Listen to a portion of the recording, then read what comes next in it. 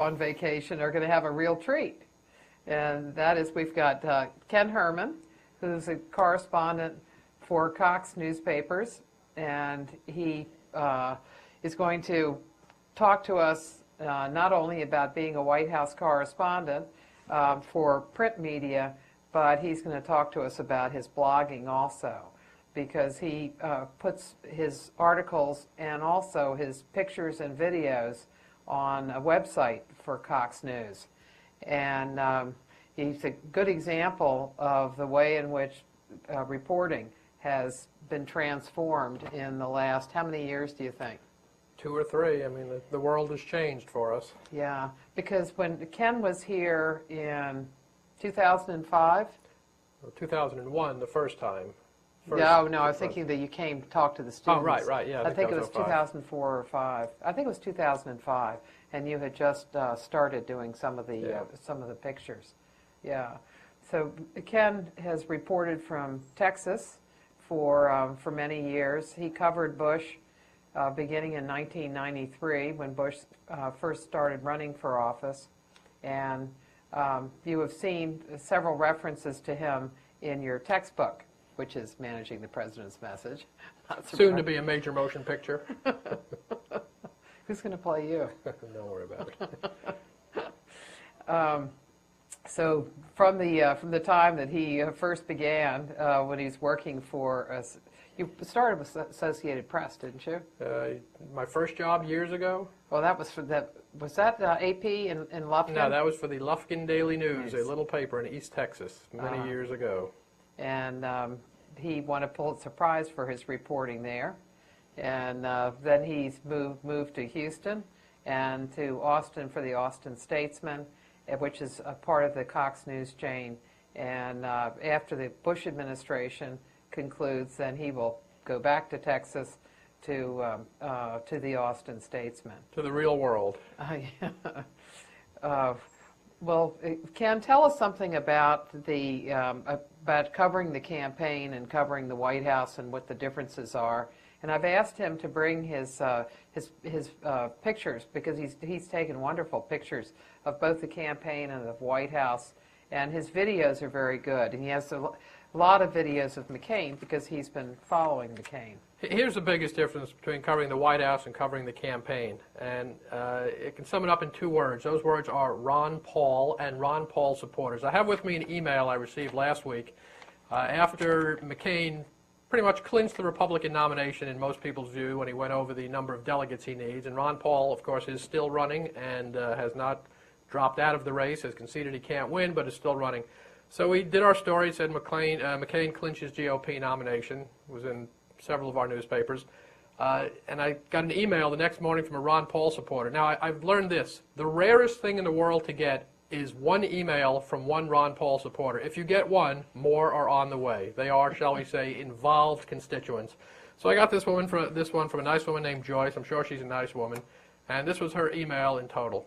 What a load of horse crap. Paul didn't concede. He just won his congressional seat by a landslide. You, sir, are an idiot.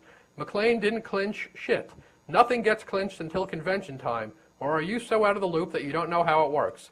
Way to spread bullshit and misinformation so your Manchurian candidate can win. So tired of it, you have no idea.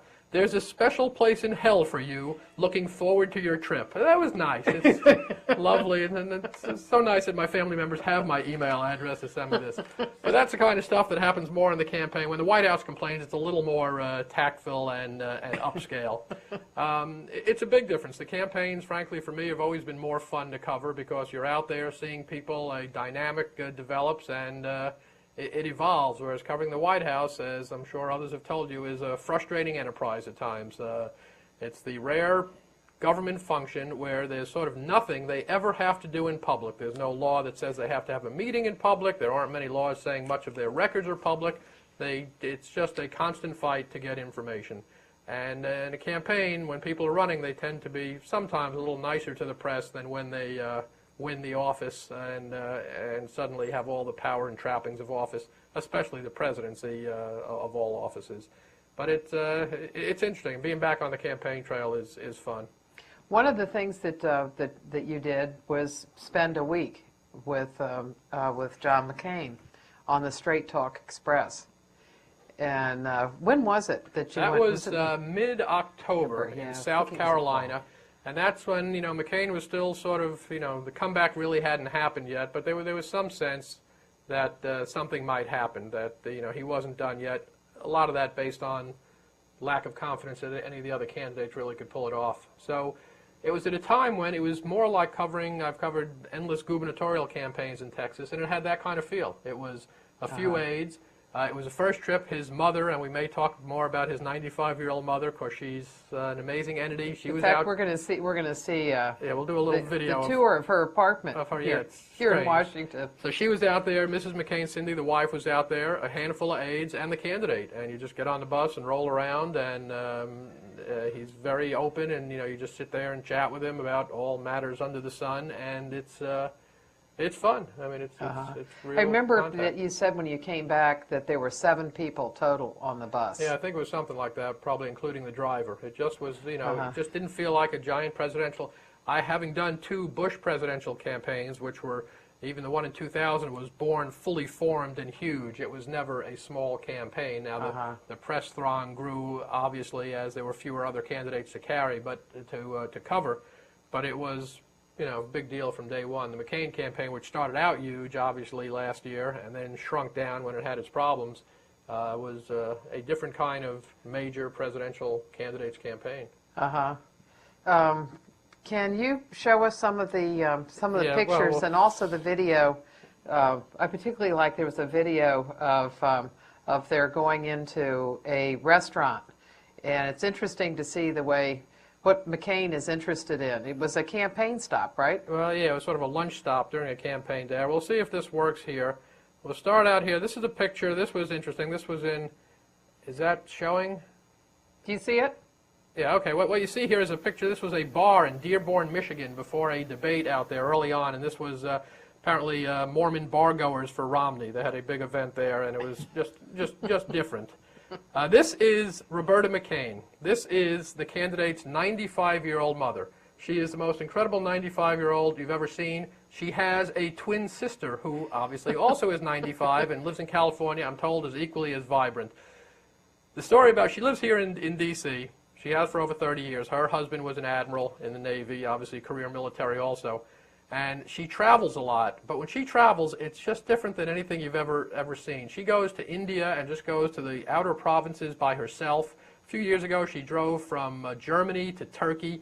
And the best story is now 2 Christmases ago, when she would have been 93, she's now 96, turned 96 in February, she went to Paris, as she often does, for a few months during the winter. And she went to rent a car, and they wouldn't rent her a car. Of course, she was 93 years old, so she went out and bought a car to drive around. It's just unbelievable. Well, maybe if we have time, we'll see more. This is on the bus. This is what goes on. There's the candidate, his mother and his wife, and you just keep riding around. How do they all get along? It seems to be okay. I mean, no, it's fine. I mean, he is a tough guy and has his moments, but no, it seems to work, and I think he enjoyed having them around.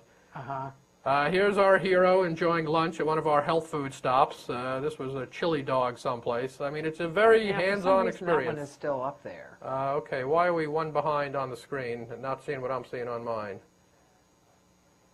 How could that be? This is the Ron Paul people are jamming the signal here. They're very good at that.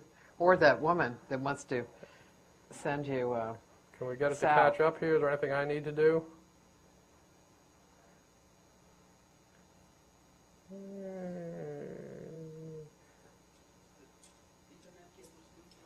Yep, I'm plugged in. Yeah, you're locked in on what I had up there previously.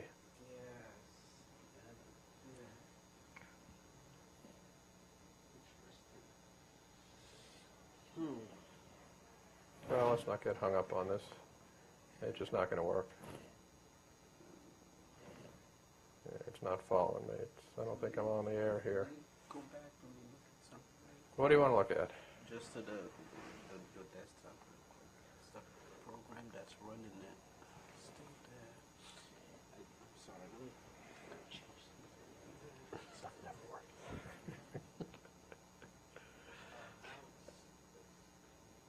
got stuck. Hold on. When Okay, hang on.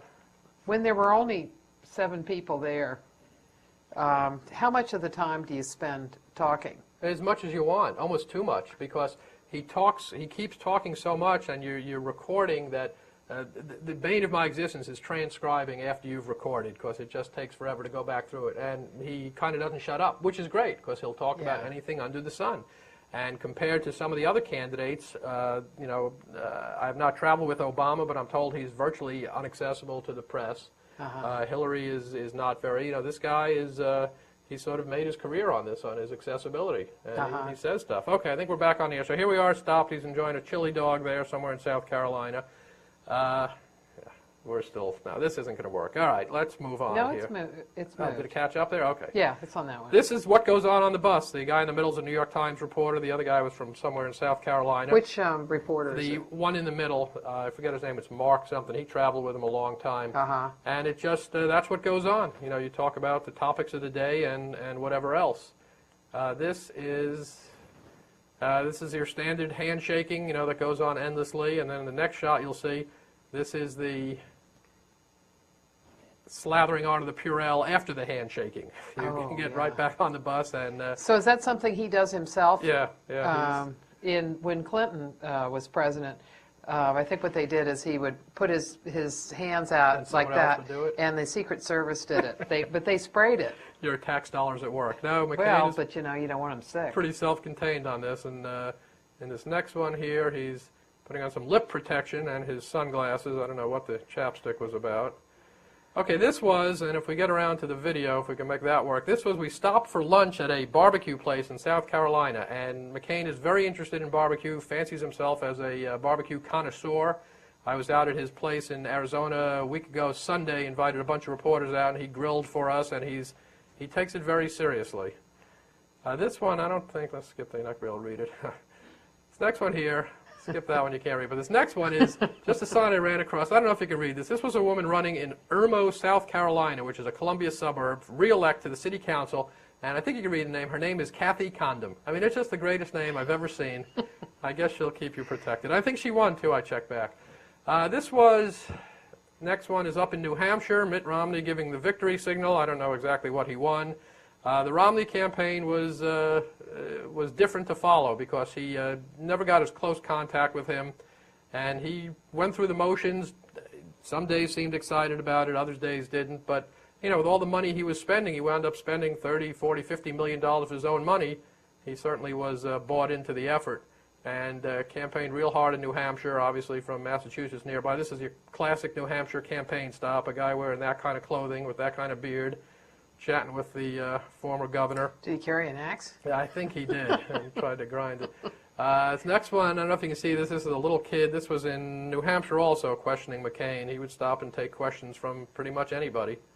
And Did you have children that were reporting? Yeah, you have the Scholastic Press kids all over the place, and it's great to see them. And they work so hard not to be intimidated, and then they pull in. Most of the candidates are really good to them, which is nice to see because it's tough for the kids.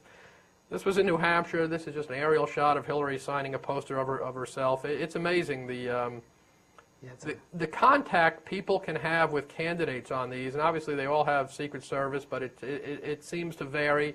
And they really wade out into the crowds, and the ones who want to spend time chatting with the people and really answering questions one-on-one. This next one is Hillary talking to a potential running mate, I believe it was, up there. Not sure what happened to him.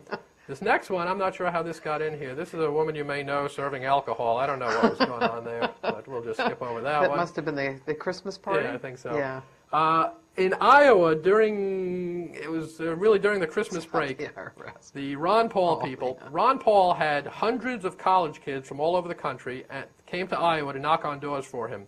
They rented out church camps and YMCA camps, and these kids came there from all over, dedicated to the Ron Paul cause. I never saw so many people age 19 who were so concerned about the existence of the Fed and the issues. It was just weird.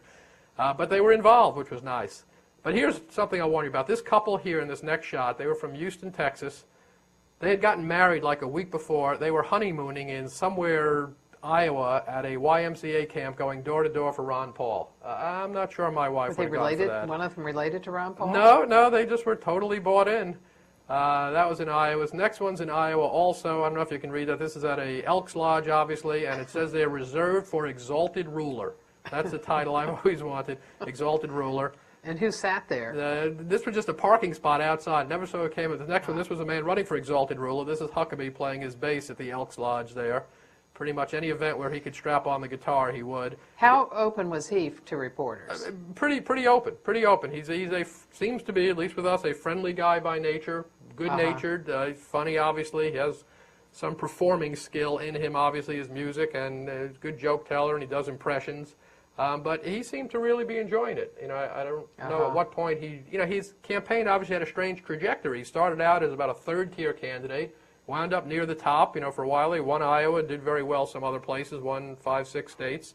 So, he did well for himself. I think at some point it was obvious he wasn't going to be the nominee, but as he said, he really didn't have much else to do, so he kept campaigning. And then we had Fred Thompson. This was also in South Carolina, which was kind of his last stand. And I've never seen a candidate so seemingly befuddled about why he was running. He just, his events had no energy. He would just go through the motions. It just was the oddest thing to see. This next picture you'll see is, I think, him poised to shake hands in case anyone wants to shake his hand. He seems to be just sort of waiting in case anyone wanted to. This was at an Elks Lodge also. You go to a lot of Elks Lodge. Did he find anybody? Yeah, some people. The next shot is this is a tight shot of Mitt Romney's hair, which became just an issue during the campaign because it never moved. His hair never moved. So I just thought we needed sort of an aerial study of his hair, and it's very nice hair. And what did he think about your taking that picture? I don't know that he knew what was going on. He was bending down signing something, I think. This is interesting. This was at St. Anselm College in New Hampshire, this site of one of the many debates we had. And these are kids holding signs for the various candidates for after in the, as they call it, the spin room, where you just swarm after the debate and representatives of each of the candidates tell you why their candidate clearly won. And it's always amazing to me, even with objective observers, people who can clearly say who won and lost a debate. Most times I go to these and cover these, and I'm kind of hard-pressed to tell. They generally, most of the candidates do okay. Occasionally you have a moment where it's clear that someone won and lost. But the debates, and there were so many this year, that they just kind of melded together.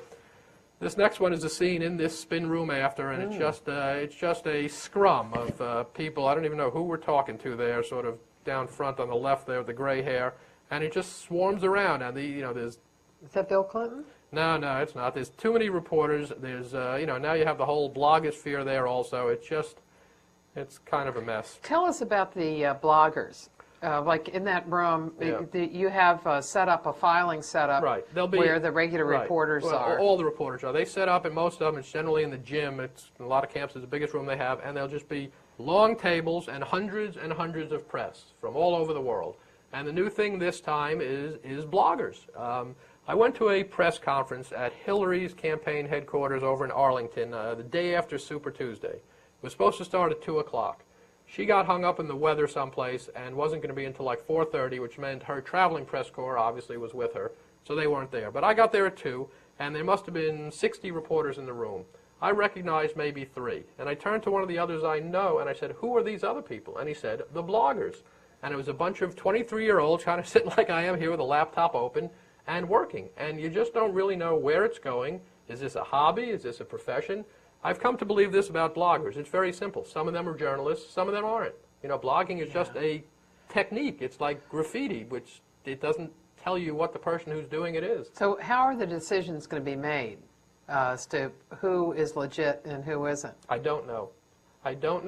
Because you start, and for what purposes? I know places like for issuing of credentials at the White House, there's a criteria.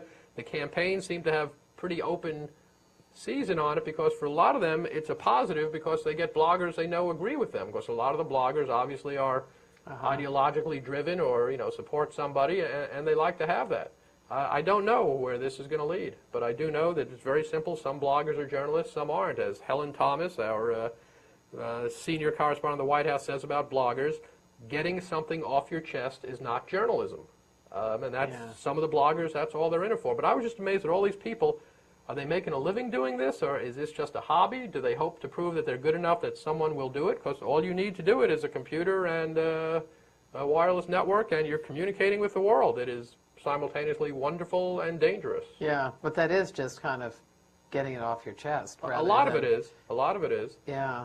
And it's interesting.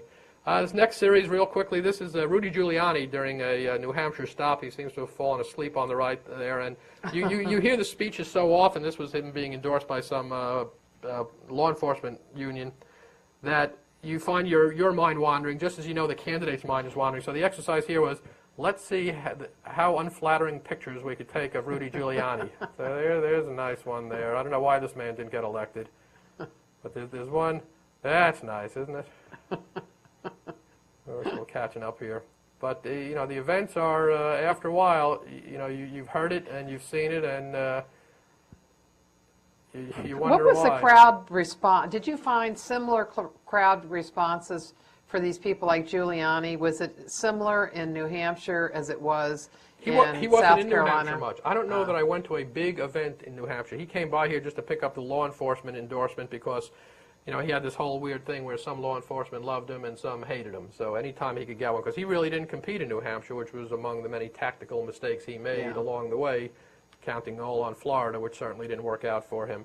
But no, because most of the candidates, largely, they're speaking to friendly people who like them. Although it's a little different in New Hampshire. New Hampshire's so small, then they said that people there, and it is a good thing, they go out to see all the candidates, not just the one they like. They really go candidate shopping.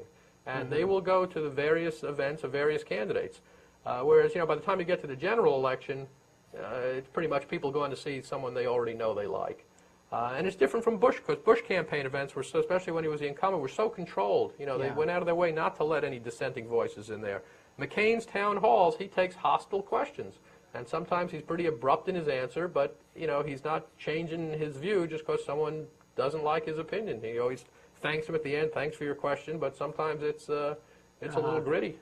One of the advantages, it seems to me, of the process we have of primaries and caucuses in such a large country is that it forces candidates to learn a great deal about the country before if they win, before they govern, so that they have a good sense of what the issues are and in various places, what the conditions are.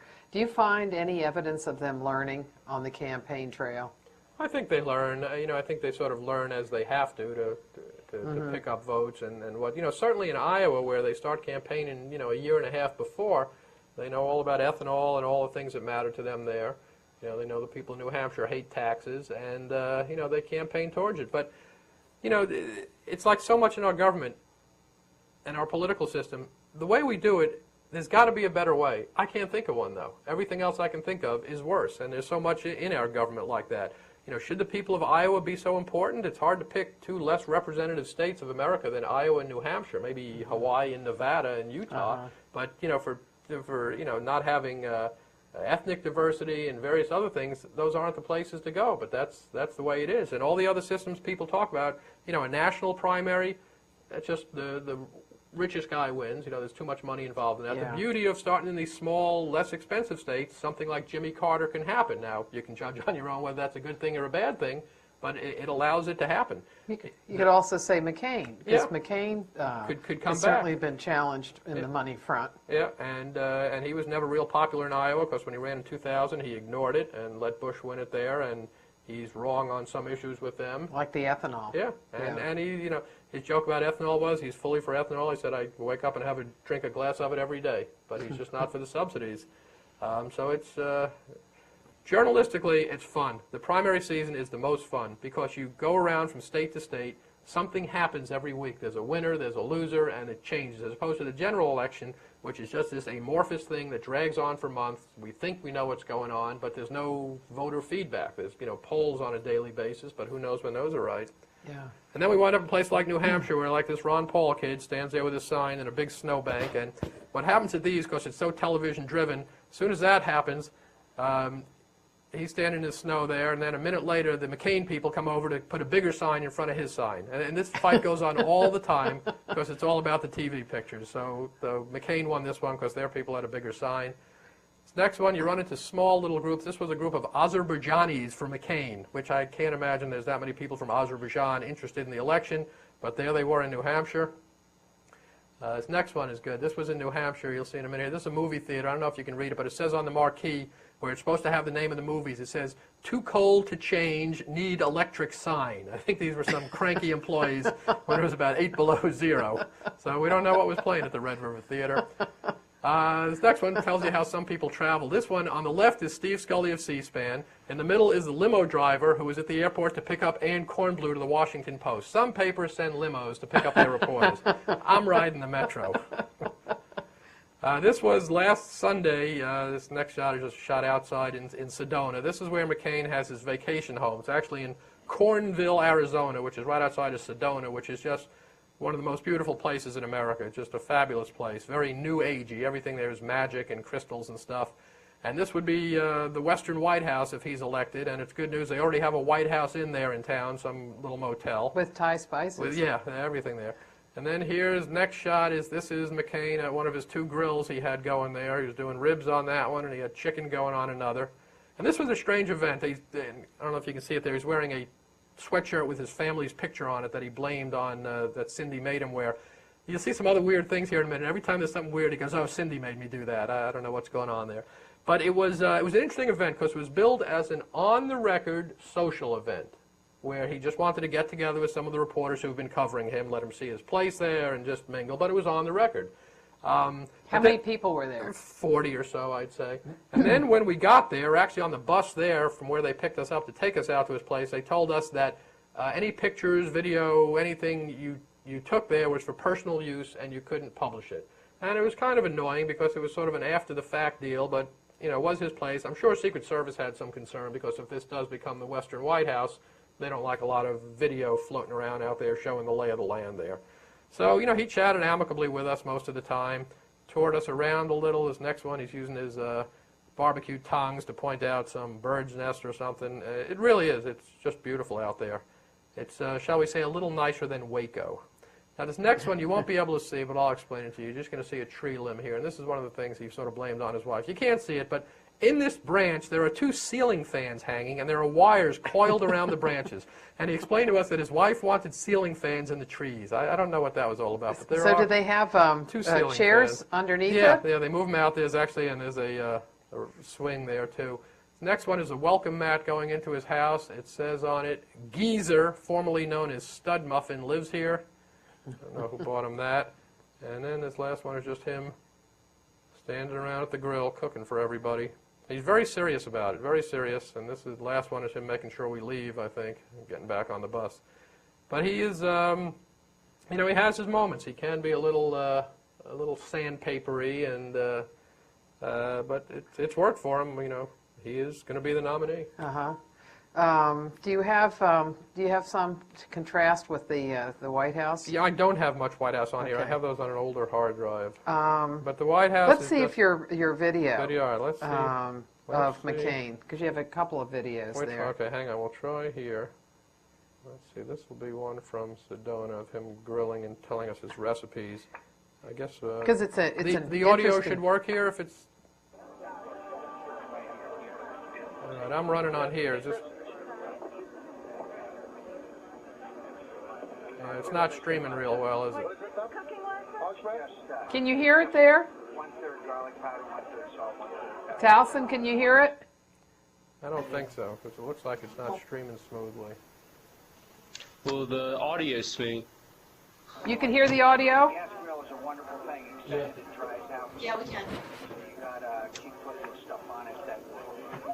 And so, put lemon juice on it all the time. Lemon juice. You usually cook finally on the ribs, you cook it with the bone down because the lowest heat, the heat comes up into the bone and it cooks it from the inside out. And all the impurities come out. I've been doing that. That's ribs. He's very serious about this. For years. We'll make sure that everything. A guy many years ago came in my office with a Arizona Farm Bureau, and I said, every year we're placing the water that is really isolated. So Ken is questioning him about, in addition to his ribs, he's asking him about the land. And it was funny, you'll see he seems to be chatting amicably about it, and then you'll see him shut me down in a minute, just say this isn't an interview. He seems to be okay here. Our neighbors and good friends that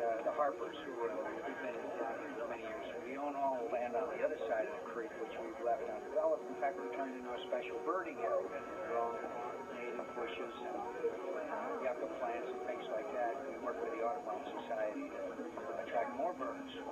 How many acres do you have here, Senator? You know, I don't know because we don't know how many acres are across here, but it's only on this side. It's only about 10, 12 acres. It's not very much. How long have you been That's state land. on the other side? We've been here about 24 years. Okay, we're not doing interviews today. So he shuts that one down. So he's willing to talk about the barbecue, but not how many acres there are. How can you not know how many acres you own? That's kind of strange. Yeah, it is. What is the, you can see the benefits of covering the campaign, because obviously you've been close to McCain and you can ask them a lot of questions, and they have difficulty getting away from you. Mm-hmm. In the White House, they have, it's very easy to get away from you. Because you never get, how does anybody get close to the president? It's so structured, and you only get availabilities when they want it to happen. Whereas McCain What's is, the advantage of it? What's the advantage of covering a White House? in what terms? Well, say as a reporter, it's fun to go out on the road. Yeah, it's much more fun. I mean, the White House is the White House. It's, there's nothing like it as far as it being a big deal, but also it being frustrating. It's hard. They totally choose how to let information out. Some people get whole books about it, about how they do that, and it's frustrating. What strategies do you have if they try to shut you down? What strategies do you have to try to get information? You're at the mercy of knowing some people who are willing to give you some. I've covered some of these people. I've been covering Karl Rove in various campaigns since probably the early 80s, a long time. Sometimes that pays off for me, sometimes it doesn't. But they are, by nature, they've always been tight with information. When he was governor, it was difficult. When he ran his first gubernatorial campaign, they just have a strategy and a game plan, and they stick to it. And it's been successful for him. Do you think that's Bush himself, that's the way that he wants to run things his way? Yeah, I think it's him. Although over the years, back when I could get to him more as governor, he was frequently my best source for stuff because he could tell you stuff that, staff wouldn't, that I think staff sometimes would get mad that he was letting out. Never anything huge, but just some policy things and strategic plans and stuff. But no, I think that's the way he wants it. He likes a disciplined ship, and they've had it, haven't they? I mean, is there any way to say that they haven't? No, they've had a disciplined ship. I'm just not quite, I'm not sure how well it's worked. I mean, it's worked in some ways, but I think it's been poor in listening, that they haven't been good listeners, and that's cost them, because there are a lot of things that were bubbling out there that they didn't see coming. What so many politicians and office holders don't understand about the press is I don't think we really ask for that much. Just, be relatively pleasant. We know you're not going to tell us everything. Just tell us something and have what you tell us be factual and true, and I don't know what the mystery and timely. Right. I don't know what the mystery is in getting along with us, but a lot of politicians seem to, from my vantage point, make it harder on themselves by not just making the relationship work. Some are good at it. I mean, McCain has benefited from it. But even there, you can sense it closing in a little now that he is the de facto nominee. It's yeah. What do you think it is? Because he promised that he saw no reason why he couldn't do weekly press conferences, right? I mean, at one time I think he talked about weekly press conferences as president. Yes, as president. And I don't know that they're still committed to that, but it would be fascinating to see him in there to see how it would change based on how he's run his two campaigns. Had their successes. Obviously, didn't get the nomination in 2000. Probably an underdog now for winning in November, but he's there. So whatever he's been doing worked for him. When you were covering Bush when he first was running, how did you get to him? Like here, it's just impossible. As president, you can't. It's not like he walks by and you can flag him down. When he was running a gubernatorial campaign, you flew around on a relatively small plane with him. The press corps in Austin is not that huge. It certainly isn't the Washington press corps. It was probably, back then there were more than there are now, but there were probably 5 or 6 news organizations that traveled with him. Not all the time, but a good deal. When he first ran in '94, it was a huge election in Texas. Ann Richards was the, we thought, popular incumbent, who he later defeated in '94. And it was just a great race. I mean, it just had a lot going for it between her personality and his family lineage. It was great to cover, and you had very close contact. And then even early on in the presidential campaign, we kind of did, but you could sense when you were sort of losing him to the more national press that he was playing Right. to. Because Texas press didn't matter all that much to him because Yeah. he was going to do okay in Texas. Yeah. What do you get by getting close to them and seeing them that you don't get when you're covering at the White House? What do you think you miss? Well, you get to see them more as human beings, because by the time, anything at the White House, it's such a staged version of the person. And there are probably some presidents who are more true to the way they are. And Bush is a fascinating example because he is still, so shall we say, not so good at the big formal speech. He is, everyone I've known who've been with him in smaller settings almost always come away much more impressed when it's just him talking and not performing or reading off a teleprompter or facing, a room full of people asking him questions. In small settings, he does much better. I've never heard him mispronounce a word in a small setting like that. It's just a whole different package. And for some reason, it's never been able to translate.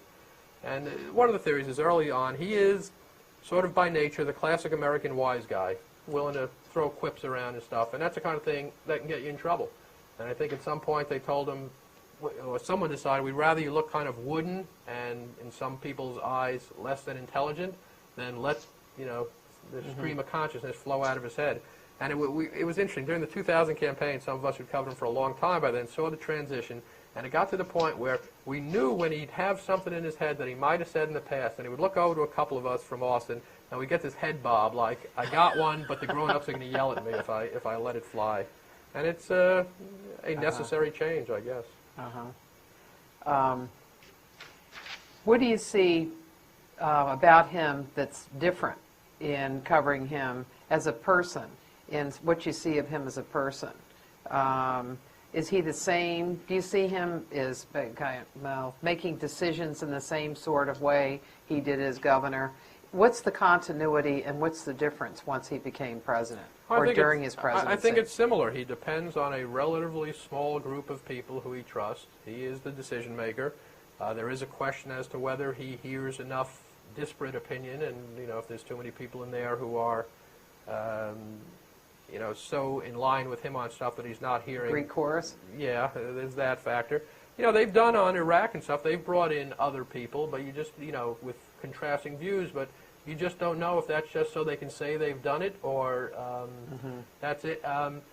I've heard him say, and I think Rove say, that they get very frustrated when people say, and it's generally liberals who don't agree with him, that he just won't listen. And in their view, what that is people that think that if you don't agree with them, you must not be listening, because they view those people as arrogant who think that clearly they're right, and anyone who doesn't agree with them must not be listening. And the Bush-Rove school of thought is, oh, we listened, we just disagreed. We just don't agree with you. It's nothing more than that. And so I think a lot of that goes on when they try to reach happy middle ground with people. It just doesn't work. I remember in a session that they billed as a discussion with party members up on the Hill, that the president was going to go up and discuss Iraq with them. And as I remember, there were no questions. He went up and he talked to them, and he just told them his viewpoint. Yeah, and he really didn't listen to anybody. Yeah, and I think that's, they'll be writing books on the legacy of this for 50, 100 years to come, and I think that'll be touched on frequently. And it's all got to be weighed in the against the lens of the seriousness of what he's had to deal with. Regardless of what you think of the war or anything like that, this is serious business.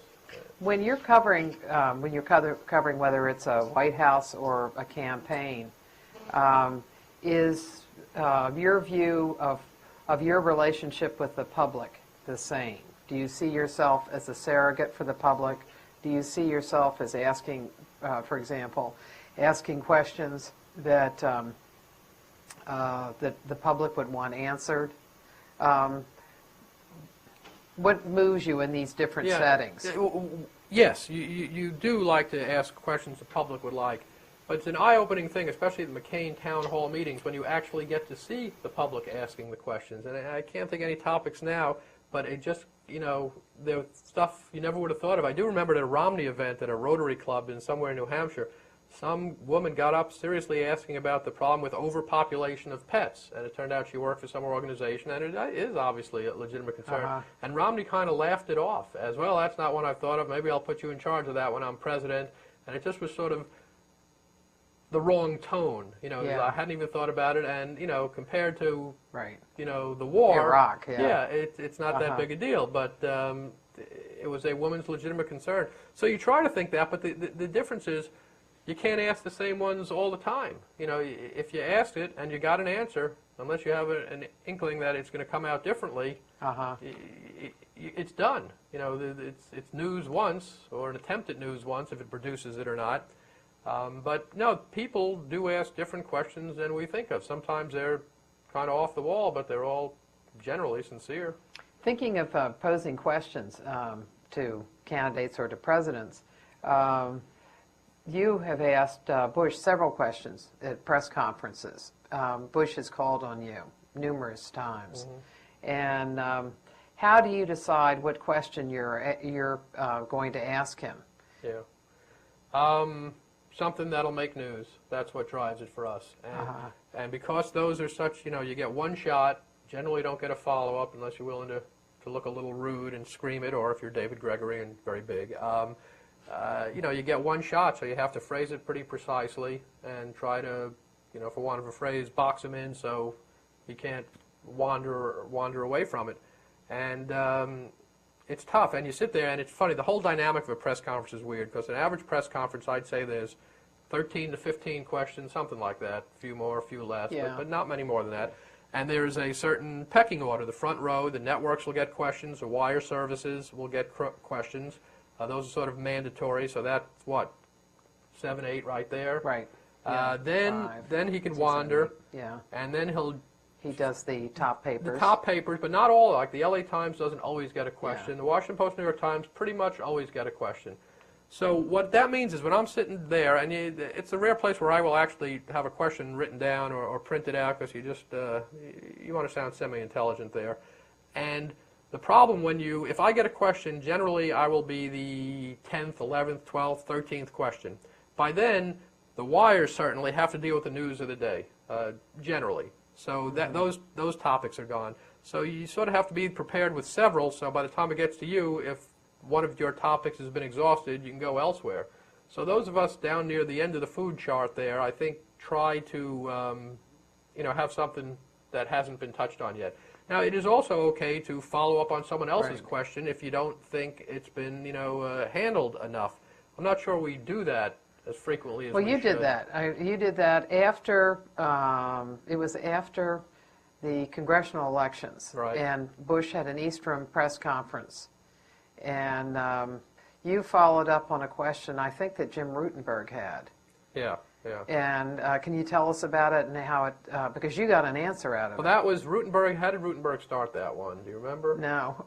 But it was just about the change and what was going to happen there, and it was just, and I don't remember the specifics, but he just sort of glossed over it, and sometimes you have to go back in and try to put a finer point on it, and he gets a little frustrated by it, but it has to be done. You asked him about how it looked like, how he had lost. Yeah. I don't remember the specifics, but he didn't want to take it as a personal loss, and clearly it was. And at the most recent one, I'd asked him about. We actually got some news out of it. He's building his library. They've selected the site in Dallas, and there's all kinds of questions about that, where the money comes from, taking foreign money, and he did tell us at that news conference that he probably would take foreign money, which. Not a surprise, but yeah, because how else are you going to build it? Yeah, it's the you need a lot of money from Saudi Arabia generally to build those things, especially with the $200 million they're hoping to raise. Yeah. But the news conferences are an interesting dynamic, and I think he does generally pretty well at most of them. This last one, he started out, he always starts with a little statement. His last time started out, seemed real low-key, but once he got into the Q&A, I think he got into it a little more. Yeah, that often seems to happen. It happened a lot with Clinton, but in Clinton's case, they used to spend a great deal of time preparing him for it. And so he was somewhat worn out when he came in, and then he would work off of the questions. I can't with energy. imagine a president too frequently at a press conference gets a question on a topic that they hadn't at least talked about a little. I mean, can you? Right. No, usually they've because you covered can them. guess on any given day. You can guess 10 topics that are going to come up, and generally most of the questions stay within that. I mean, can you think of a time where there was a question totally off the wall? It's not like the briefing where some are, but because they pick who asks, they're pretty good at guessing. I remember one press conference that Clinton did where Carl Cannon asked him something about China that he clearly had not thought about.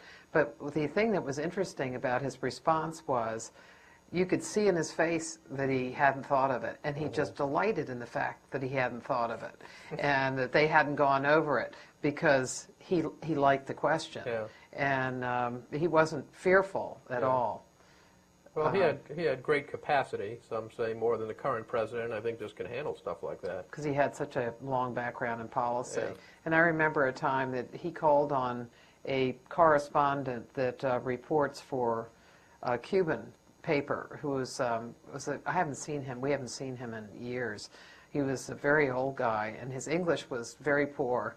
And Clinton called on him, and his question was just unintelligible. And so it was fun to see what did he do in that situation. So he knew it was about Cuba, and so he kind of talked about whatever he wanted to. And then reporters had their hands up, and Bob Deans, who works for Cox News, called out, "I'd like to follow up on his question." And Clinton thought it was so hilarious because nobody in the whole place could have known what his question was. He said, "I have to call on you." And so Bob was able to get a question that he otherwise would not have been able to get in. Well, would you all like to, let's go to you all and see what questions you'd like to ask Ken.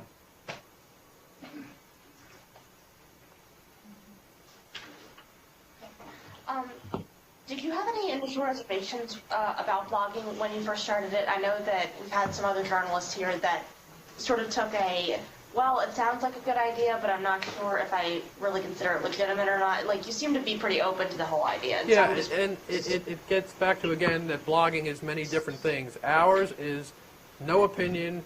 Frankly, a lot of times it just tends to be things that we want to get out there, but we don't think our papers would, think is important enough or big enough to print in the paper, as our papers, and I'll talk in a minute about this, our papers' news holes have changed, and they are focused more on local stuff. So once it was clear to me that ours was just to be reporting with basically the same rules as in print, I have no problem with it. We do have an evolving situation with comments on the blog.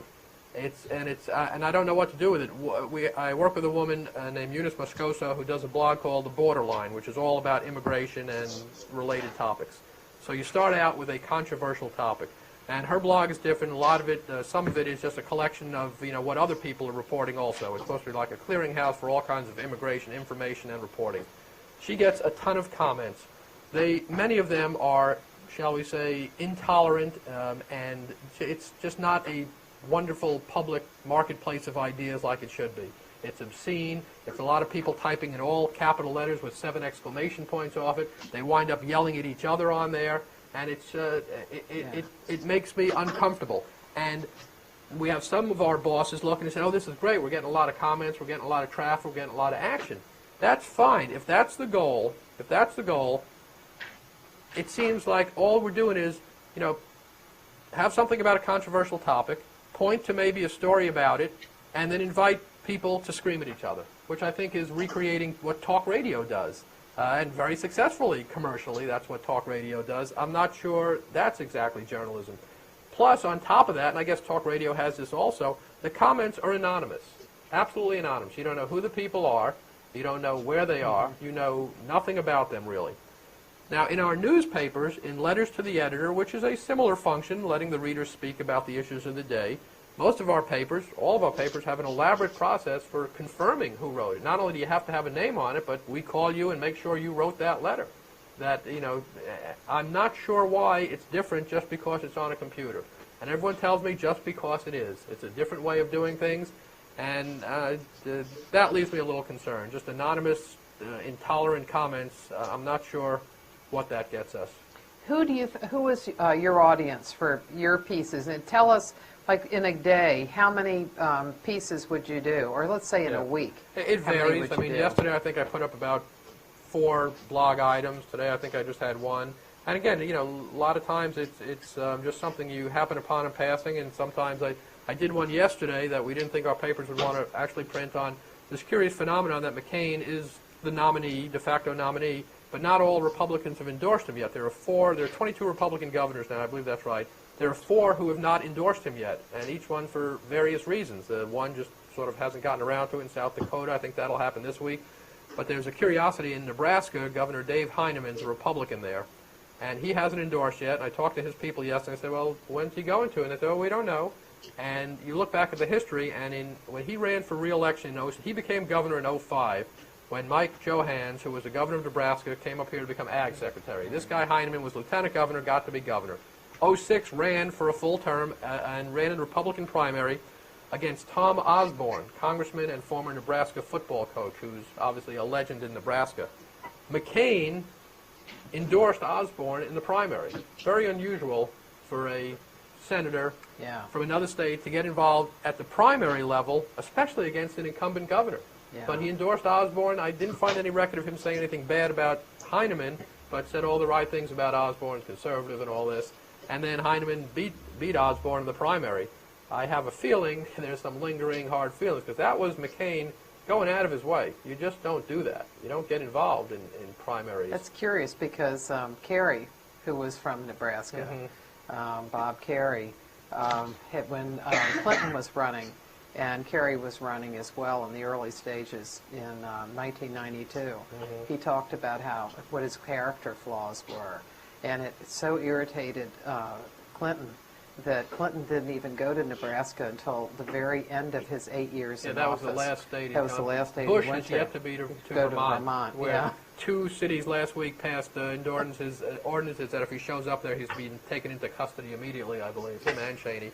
So you had those 2 governors. So that's the kind of thing we blogged. I still think some of our papers might have been interested, but some editor made that decision. The other 2 are the governor of Alaska, Sarah Palin, who is sort of an up-and-coming star, is actually on some list as a possible vice president, though she is now 7 months pregnant with her 5th child. And then there was one other, the governor of Idaho, Butch Otter, the greatest name of a governor ever, has not endorsed yet, and don't know why. And there's like 29 Republican senators who have not formally endorsed him yet, but this will go on. So, you know, the blogging's an evolving thing, and it's hit and miss, and we're still in the experimental stages with this stuff of figuring out if it's worth it. I mean, it's worth it because it doesn't take much effort. I find it's a place you can write a little more conversationally than you do in newspapers, obviously. And it's just another outlet for it. As I said, the world is changing for us. Our chain, we have about 20, 25 newspapers, but the biggest 4 are the Palm Beach Post in Florida, the Dayton Daily News in Ohio, the Atlanta Journal-Constitution, and the Austin American-Statesman. Each of those papers, in their own way, are facing the challenge every paper in America is facing. You see it in Baltimore, in the Sun, wherever you're from. The world is changing on us so quickly, and no one knows where it's heading, and everyone is scrambling around for an answer. All we know for sure is the status quo generally is not the answer. Our papers have become intensely local. They have decided that's their future, to report local news. Hard to argue against that. That's what they're uniquely, we hope, capable of doing, more so than anybody else. The Atlanta paper should be able to report on Atlanta better than anybody else can. So the appetite for national news is down. The papers are physically smaller, so the news hole, the amount of space we have to put news in, is down. Finances are down. We used to, out of this bureau, I would make, in the first 2 years or so, every foreign trip with the president. You need to understand a foreign trip, if we go to Europe or Asia or South America. What about the Africa trip? Because Tony Fratto was in here talking to them about that. Yeah, and we didn't do that one, but we used to do them all. And those trips for a 4, 5, 6 day trip can cost $20,000, $25,000 for each reporter on there. At some of our papers, that's half a year's salary for somebody. It's kind of hard to justify. And I think on the Africa trip, they probably had all-time low attendance for various reasons, because now only the big papers are doing it, and there's just obviously decreasing interest in this president, and it's hard for us to justify spending that kind of money. Has the physical makeup of the papers changed too? Like say in the Dayton paper. Yeah, the Dayton paper is an amazing thing. Dayton, obviously in Ohio, they are not exactly the boom state of the Union economically over the past few years. They did a readership study about 2 years ago, and they made this huge change, and they're sticking with it. They have no jumps anywhere in the paper. A jump is, story begins on the front page, then it says, see page 8 for the rest of the story.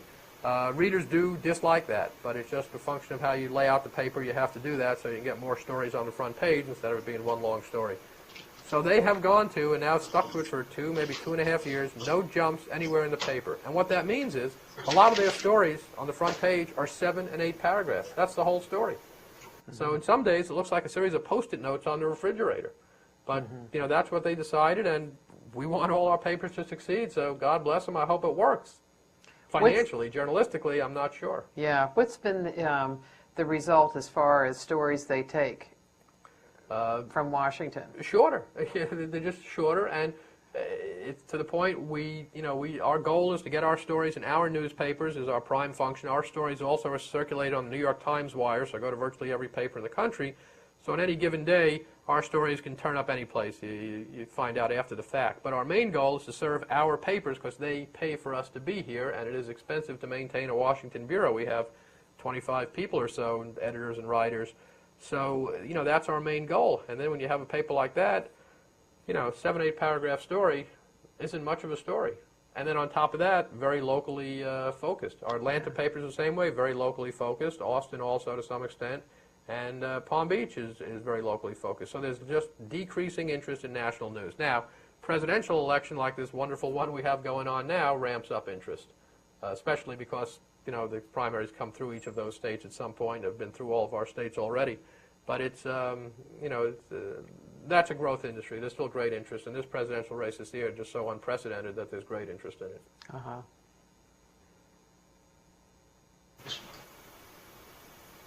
In the last few weeks, we've seen some strange comments coming out of both the Obama and Clinton campaigns. And I read somewhere it's because the senior staff, they're just exhausted after a year of campaigning. And you've been up close to them. Is this true? Are they just tired?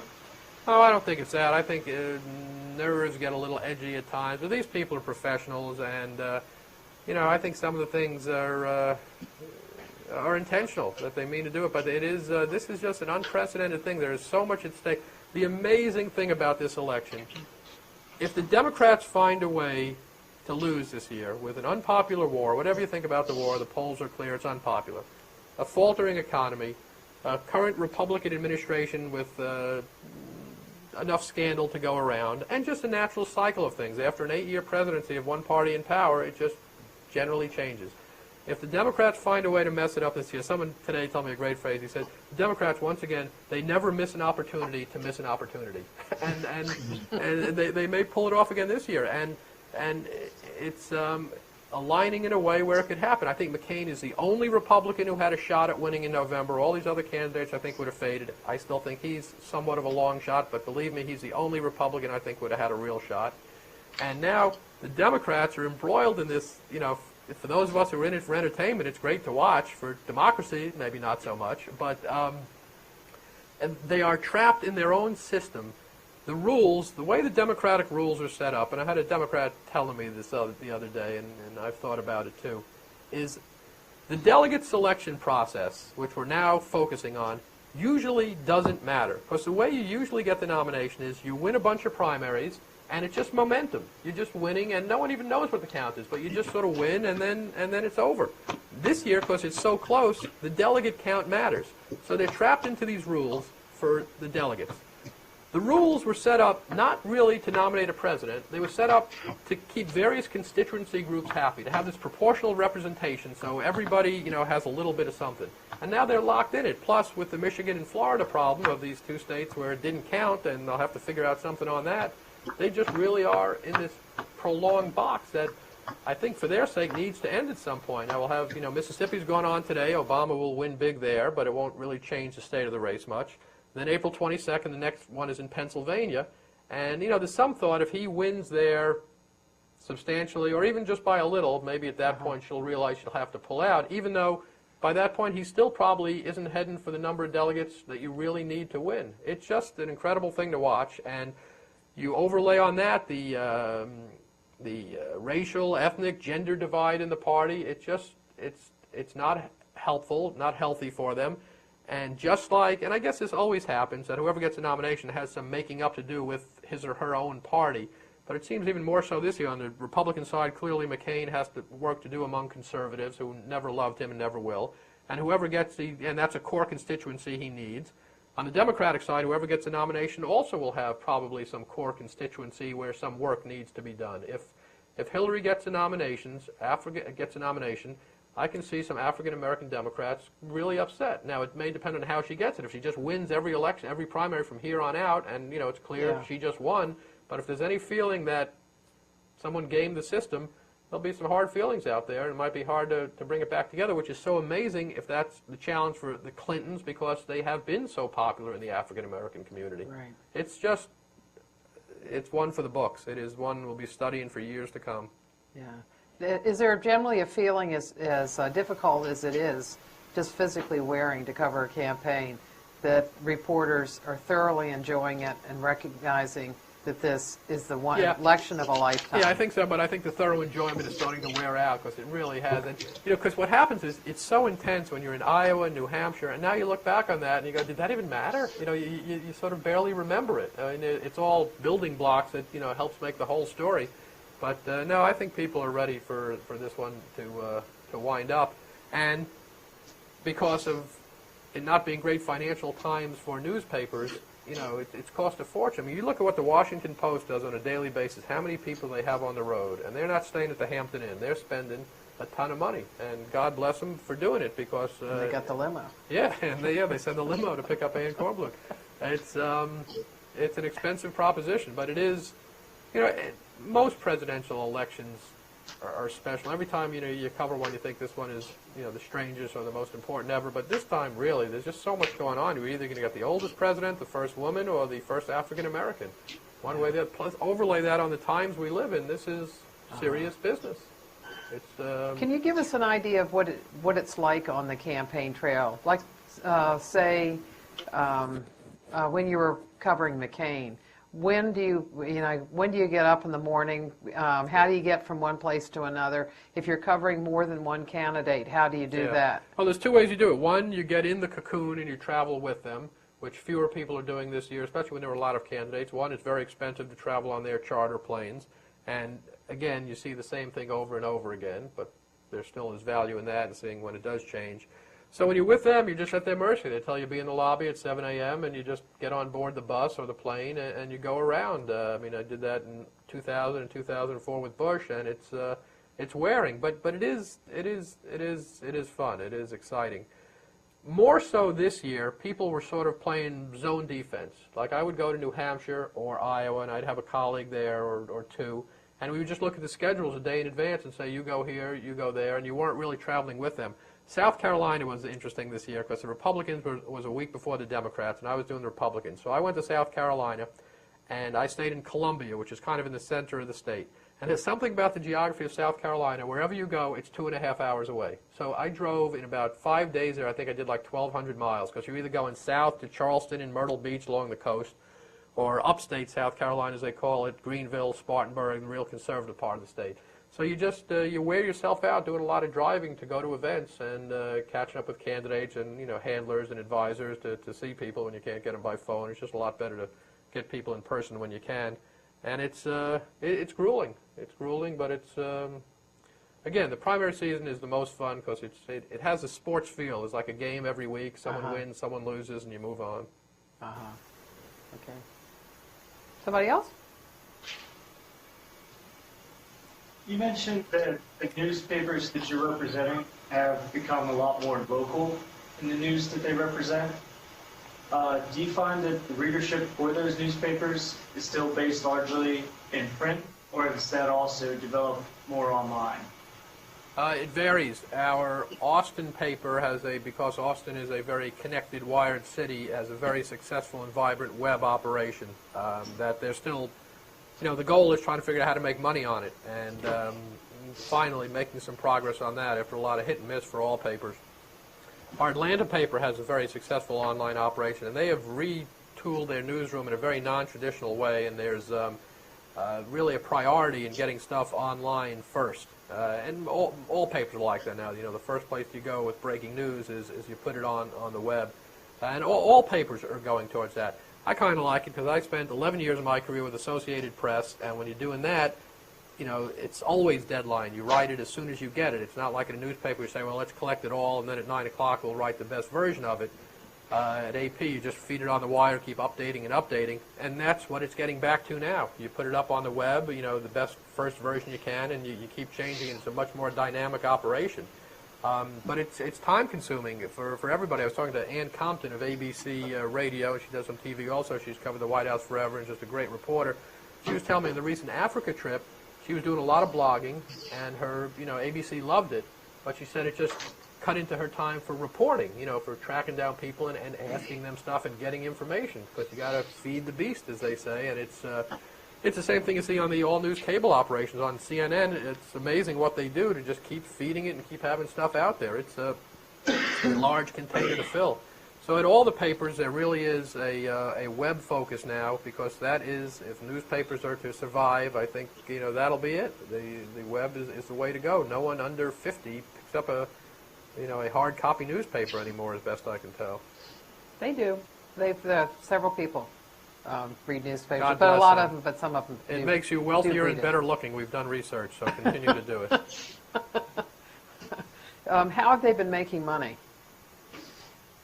On the web, Yeah. selling ads. I think at some of our more successful operations, I think the figure is that of total revenue, maybe 10% is web, which isn't enough, but it's getting there, because for a long time, no one could figure out how to do it. So it's all those annoying, ads that show up and they do it in all different ways. The in University some of our papers. Phoenix? Yeah, they're big.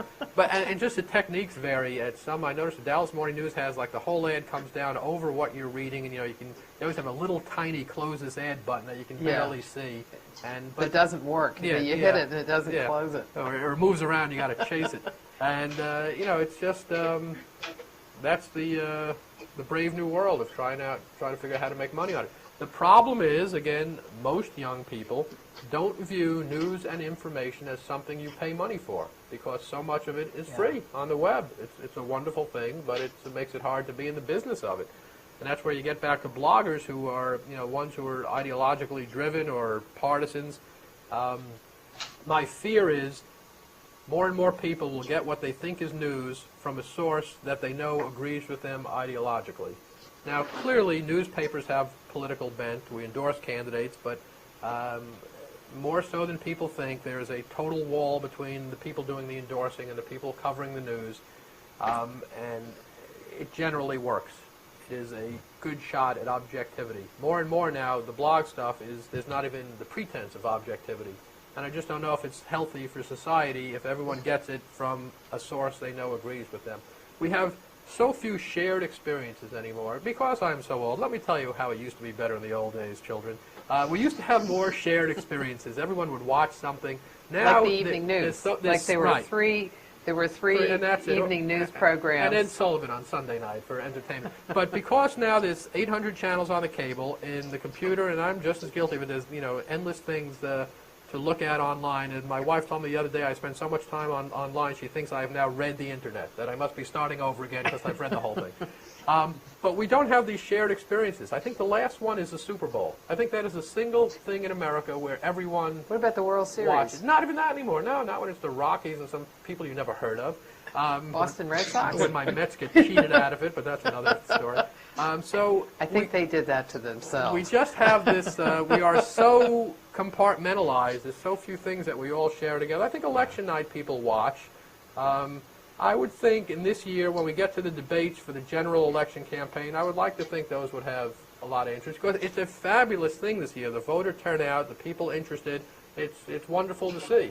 And I'm one, I've long said that you really don't want 100% voter turnout. You want 100% of people who are informed or have a party tie that they know, how they're going to vote, but you don't want everyone voting. You know some people in your very own family, you don't have to give me names, who probably aren't really up to speed on who they're voting for. But the turnout this year and the excitement is great to see.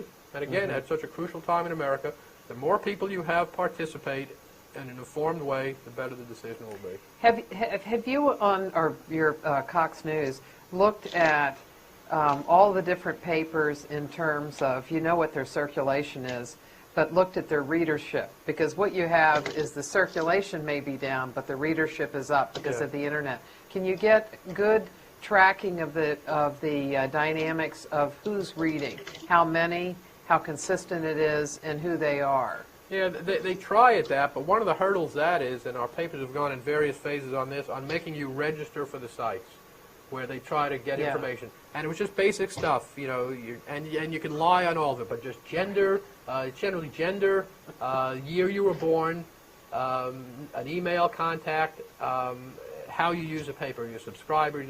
But the papers found that just that hurdle was turning a lot of people off. And I'm the same way. If I go to some newspaper website that I don't go to all the time, and because I know there's some article there, if I see that registration, I stop and think twice. Do I really want? And we're talking about, a 15-second exercise. We are the worst people in the world. We've become so I know impatient. one We're reporter terrible. was telling me that she puts down like she's 100 years old, and that she lives at 1600 Pennsylvania Avenue. I'll be John McCain in a couple of years, I believe. But it's we have a handle, and the number of hits, unique viewers as they call them, and I'm sure some of them are very unique.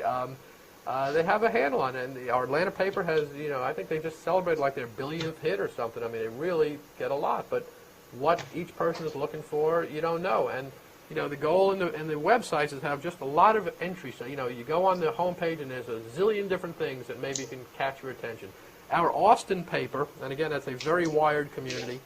I think everybody at the paper who covers a beat has a blog. If you go to it, statesman.com, it's unbelievable. No matter what it is, they have a blog. And I think the goal is find something of interest to somebody. We have a copy editor there recently had a baby, so she's doing the new mother stuff. And I've been around long enough in this business that it's and raised children of my own. You get a little tired of every time someone has a baby, like, oh, they're the first ones ever to do it. But there's always an audience for that. And hers is really good because it has a little motto on it. It says, dividing her time between two jobs, the one with a salary and the one with saliva. And it's but again, that's the goal. Just throw it all out there and find someone. You bring up something that I hadn't thought of, and that is the impact of a city wiring itself so that everybody's connected. So they're connected free. Right. Well, Austin is just a high-tech city, and relatively young demographic city, and it's just people who that's how they live, and it's all about the web presence. I will go back to Austin probably in about a year or so, and we're talking early on about what it is I will do when I get there. And I was down there last week and talking to one of the editors, and he said the key thing is whatever it is, it has to have a huge web presence because that's the goal. And papers start out with an advantage in a city. They have a brand name, they have a franchise, they have infrastructure, they have reporters, they have people who know the city, and it should be a great advantage. Now, and it has legitimacy. Yes. I mean, that is an important aspect of newspapers, that what they produce has a legitimacy that somebody who's just setting up their own shop on the web doesn't. They use newspapers. Newspapers are the building blocks for all of those blogs out there. Right. I mean, there's some who make a living just off criticizing their daily newspaper. A perfectly legitimate function, if a bit of a leech, but it's important to do it.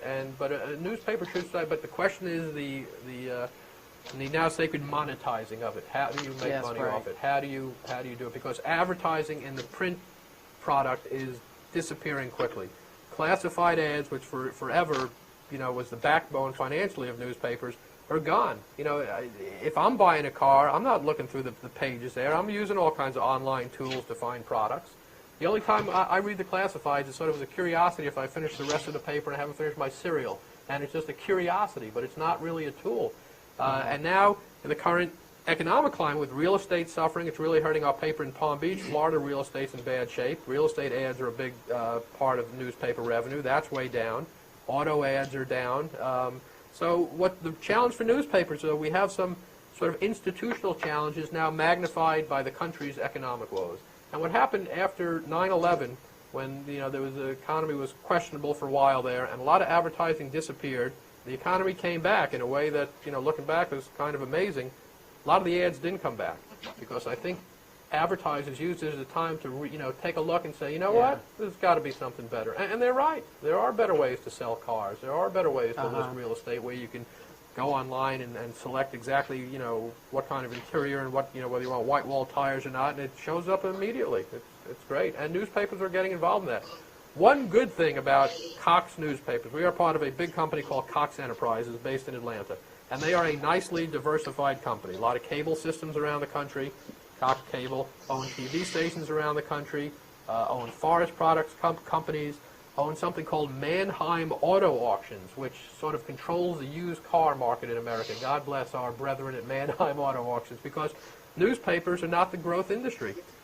Of all the things I've made career decisions on in my now over 30 years in this business, the thing that right now is most crucial to me that I never thought about before is this. Cox Newspapers, Cox Enterprises is a privately held company. They're not listed on the stock exchange. You don't buy stock in it. It's basically owned by, until recently, one of the women died, the Cox sisters. These are the descendants of Governor Cox of Ohio back in the 20s.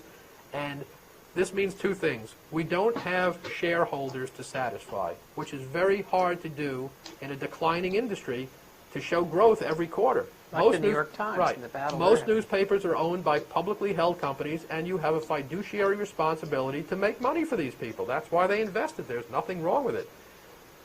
So I work for a privately held company, which still likes to make money. They are capitalists, and I'm all for that.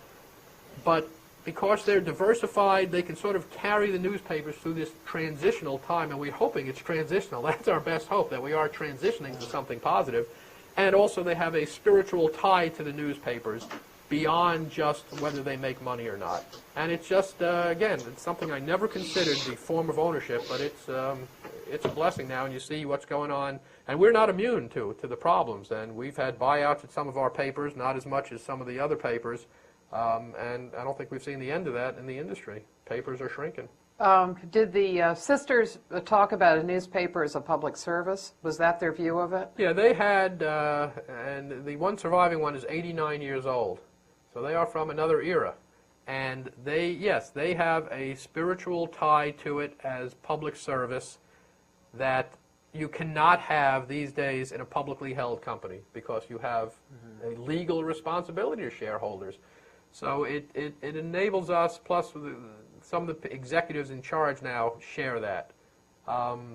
We'll see how long it survives, because it is still a business and they want to make money. One of the things that seemed particularly unfair is that with the publicly held companies, that the determinations of the analysts on Wall Street are particularly important, and they seem to set a very high percentage of profit that newspapers, the threshold, it was 20%, yeah, right? Because they used to make it. At first, a lot of reporters, because we are a cranky, malcontent lot, when we first started hearing things weren't going well, the smart guy response was, well, yeah, they used to make 30%, now they're only making 25%. And it's not that anymore, believe me, at most newspapers. Yeah. The margins are very tight. Now, some of them are still pretty good. In some parts of the country, most businesses would be happy with that margin, but it's not what they used to make. But it used to be, a monopoly. It used to be a great thing. Now there are challenges to it.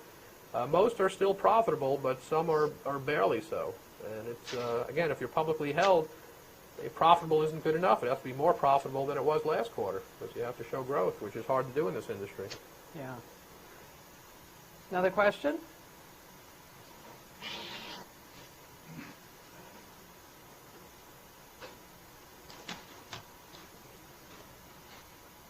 I have one. How important is blogging for media coverage, and do you think the internet will take over newspapers? Yeah, eventually the internet probably will take over. I think there'll be a print product. I'm not sure what it'll be. But the internet, when it first started, I think most people in newspapers didn't realize what a big deal this was. This is the biggest deal since Gutenberg and the printing press. It's just unbelievable. And I'm not sure we caught on to how big it was. And there were those of us in the industry saying, it's a fad and it'll go away or it'll never be a thread or an integral part of our business. And there were probably people when Gutenberg came out with the printing press saying the same thing, saying, this is great, but you'll never replace the town crier. And we were slow coming around on this. Others were a lot faster. Part of it is something, it's a big industry, sometimes slow to react. But there will be a time, maybe in my lifetime, where there will be a city without a print newspaper. When I grew up in Brooklyn many years ago, there were 7 daily newspapers in New York City. I thought that's how the world was, and would always be. And it was great. And my parents, on any given day, at least 2 or 3 of those newspapers would be in our house. No one was reading the whole thing, but they were there. Then it went down to 2 paper cities. I worked for the Houston Post. I worked in Austin as a bureau chief there from 1988 to 1995. When the Houston Post went out of business. Basically was bought up and shut by the competition, the Houston Chronicle. And this went on in Texas. Dallas used to have 2 papers. El Paso had 2. San Antonio had 2. It's all gone now. And I tell you, there was a time in Dallas when there was a big newspaper war. It was great. I mean, those were good newspapers. Ambitious, make mistakes sometimes, but incredible energy going on. That's gone now. And now I think, there are very few 2-paper cities, just the biggest ones. And eventually, you could see a city where they don't print it anymore. They're hard to deliver. You have to get them out there early in the morning. It's expensive, and at some point, 2 lines are going to cross where it's just not worth it anymore. An interesting dynamic in newspapers. There used to be morning papers and afternoon papers. Afternoon papers died, mostly in the 80s, some a little later, but they died. The biggest reason they died was just too hard to deliver in rush hour in cities. But the reality is, for other reasons, maybe the afternoon paper should have survived, because I think a large portion of newspaper readers, those that are left, the paper hits their doorstep at 6 in the morning, their lives are so busy, they may not look at it till the evening anyway. So here you have a product that even at 6 a.m. when it gets there, it's somewhat dated because of the internet and everything else. And then they're waiting 12, 14, 16 hours later to read it. It means it has to be a different kind of product. I wonder sometimes, I told you what our Dayton papers do, a lot of short stories for a quick read. Maybe and I'm guessing here, but maybe we should be going the other way and just realize at some point, and I hate to even say this, that the newspaper is not a general interest product. It's for a small group of people, a smaller, shrinking group of people who want to read, and maybe they should be longer stories. I can't imagine that's a good marketing philosophy, but who knows? And the newspaper as sort of a mass communication device, the print version of it is changing because the readership is shrinking. And it will all migrate online in some form at some point. Because it's better, it's faster, it's quicker, it's more entertaining. Well, except that if you read online, there's so many things that you miss that you read when you're looking through a regular paper. The difference is in the print product, the stuff you happen upon. Because even if I'll turn the page and I'll at least read the headline, whereas the internet is a more tunneled experience. Right. And that's why some of the websites, they will try on the home page to have a zillion different things. Now, sometimes it's so many as to be none because there's so many there. But the goal is to have as many points of entry as possible. But yeah, there is something to be said, I believe, for the experience of just turning the pages and coming upon something you didn't know was going to be there. But the market seems to be speaking.